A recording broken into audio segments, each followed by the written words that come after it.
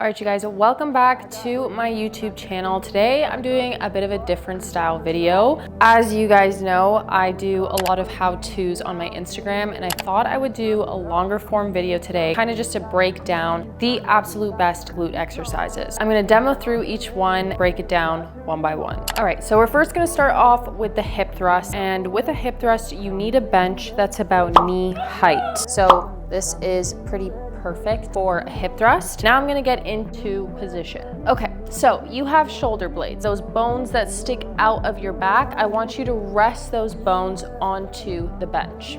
All right, so my shoulder blades are resting onto the bench. I'm gonna make sure that my feet are a little bit wider than hip width apart, okay? You don't wanna have your feet too far forward or too far back. So think of a 90-degree angle with your legs. The barbell is on my pelvis, okay? I'm gonna slightly tuck my chin in. Don't have your head looking up to the ceiling. Slightly tuck that chin in. Now what I'm gonna do is think about tucking my pelvis in, okay? A lot of times people say that they deal with a lot of low back pain during this movement. It's because you're arching your back like this, okay? Your core isn't engaged. I want you to tuck your pelvis in. Think about squeezing your glutes from the bottom of the movement, and I'm gonna thrust my glutes up and keep my knees spread apart, okay? Don't let your knees cave in. Spread apart, now I'm gonna hold it. A lot of people rush the movement and go down right away. Hold it at the top, count 2 seconds in your head, and very slowly come down, maintaining that tucked pelvis, okay?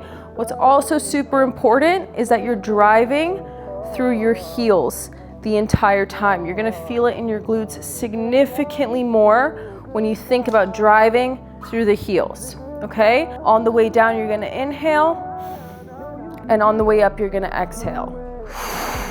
Just like that. Use a weight that is comfortable for you. Don't go super heavy. If you're not able to hold it at the top for 2 seconds, that's a sign that it's way too heavy for you. If you're going through the motion and it feels super easy for you, that's a sign that the weight is too light and you need to increase it. So hip thrust is definitely like the first exercise I do on my glute days. This is how to do it. Just make sure you're doing it nice and slow, hold it at the top, and come back down.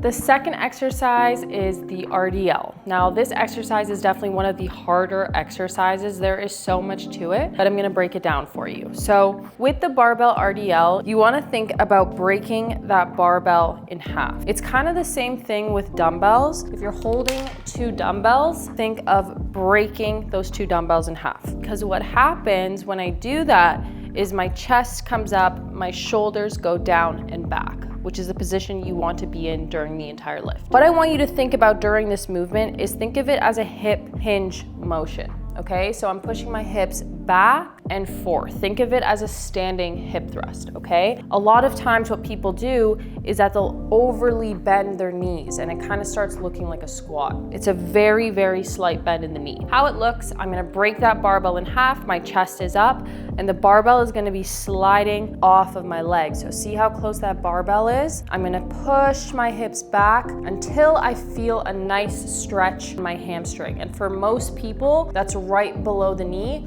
and around that shin area. The entire time you can see that my chin is slightly tucked in, my back is straight, okay? I'm not looking up, I'm not looking to the side. Straight back, then I'm gonna think about thrusting my hips forward and exhale, okay? So do it nice and slow. Count 3 seconds like this. 3, 2, 1. You're gonna hold it at the bottom and you're gonna exhale. If you're finding that you can't really push your hips that far back, let's say you can only stop here and then your back starts to go down, that's a sign that you need to work on your hip mobility. So doing things like 90-90s or hip circles will really help improve that range of motion in your hips. I always recommend doing hip mobility 2 to 3 times a week so that at some point you're able to hinge your hips back and forward. The next exercise, I know we all hate these, it's the Bulgarian split squat, okay? I know they suck, but they are so good for your glutes. I truly believe these drastically changed my glute gains. This is how to do it. I'm gonna take my slippers off because you need a flat shoe, okay? Or take your shoes off because you want your feet to be as planted to the ground as possible, okay? What your starting position is, you're gonna sit, you're gonna extend your foot out, and that's where your working leg should be. Your back leg is gonna be behind you, okay? Have your foot resting on the bench like this. Don't have your foot up. I'm gonna first show you without a dumbbell. The idea for this same sort of thing is that you wanna push your hip back to better engage this glute. Think of putting all the work in this working leg. This back leg, keep it super light, okay? It's just here to support you. I'm gonna think about moving like an escalator instead of an elevator. So I'm gonna show you the difference. An escalator, you're moving diagonally because I'm pushing my hip back, which is gonna cause me to lean forward, okay? When you come up like an escalator. Elevator, when you're going up and down, you're just gonna hit a lot more quads. It's not wrong, but if you wanna hit your glutes more, think of that diagonal movement. I'm gonna push my hips back, which is gonna cause me to lean forward slightly, okay? I get a really nice range of motion, and I'm putting all the work on this working leg and exhaling, okay? Now with the dumbbell, always hold it on the opposite side of your working leg because this is just gonna provide you much better stability compared to the same side where I'm already falling. Opposite side of the working leg, you can have your arm out for better balance. I'm gonna push that hip back nice and slow. I'm gonna hold it here, okay? And then drive, really drive through this leg and up, okay? Nice and slow, same thing. Take 3, 2, 1, hold it, don't bounce at the bottom, hold it here and come up diagonally. The next one of my favorites is the single leg hip thrust. I honestly don't think this one is talked about enough, but it's such a good way to isolate each glute. It's very similar to the hip thrust, but you're working on one leg at a time. The dumbbell is gonna go onto your working leg. Same sort of thing, your shoulder blades are gonna be resting on the bench. Working leg is right here. I'm going to extend my non-working leg out like a straight line, okay? Now, foot positioning, it should be about a 90-degree angle on your way up. So what I'm gonna think about doing is same sort of thing, just like a hip thrust. I'm gonna thrust my glutes forward, and at the same time, this non-working leg is going to come up, and I want you to think about driving it towards your chest, okay? You're gonna hold it at the top and bring it down nice and slow. So I'm gonna show you my non-working leg here. Extend it out like a straight line. You're gonna thrust your glutes forward, come up as high as you can, and drive that knee right towards the chest. Same sort of thing, do it nice and slow. Don't rush the movement. You're gonna do 3, 2, 1. Hold it, really squeeze your glutes for dear life, and then slowly bring it down. This is such a great way to isolate each glute. So this could be something that you do at the end of your glute workout. Last one is the single leg RDL. This one is also very underrated in my opinion. Really great exercise to isolate each glute. So the last 3 exercises we're working with one leg at a time, right? So this is one of them. The single leg RDL, very similar to the regular RDL that I showed you earlier, but we're doing it with one leg, okay?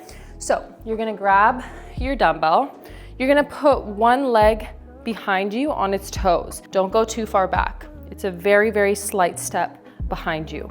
Same thing, right? You're hinging your hips back and forth. It's a hip hinge motion.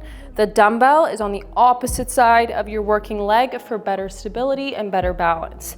So I'm gonna stand up nice and tall. I'm gonna think about pushing this hip back with a very slight bend in the knee. I'm gonna hold it here at the bottom. You can have one arm out for better stability. And then same thing, thrust your hips forward and squeeze your glutes at the top. Nice and slow on the way down. So 3, 2, 1. Once you feel that stretch in your hamstring, do a nice exhale and squeeze your glutes, okay? All right, you guys, so that was really it. Those are the 5 main glute exercises that I really like to focus on. As you can see, it only really took dumbbells or barbells, not a lot of machine work. Definitely at some point, I'm looking to do one where we do some more machines. Things like glute kickbacks would be really great. But for those of you that have dumbbells or barbells at home, this would be a really great glute workout. Honestly, all 5 of these exercises. Make sure you do them and make sure to work on it. It does take quite a bit of time to really nail down your form, but I truly believe practice really does make perfection. Take your time with it, try these out. Thank you guys so much for watching, and I will see you next Wednesday.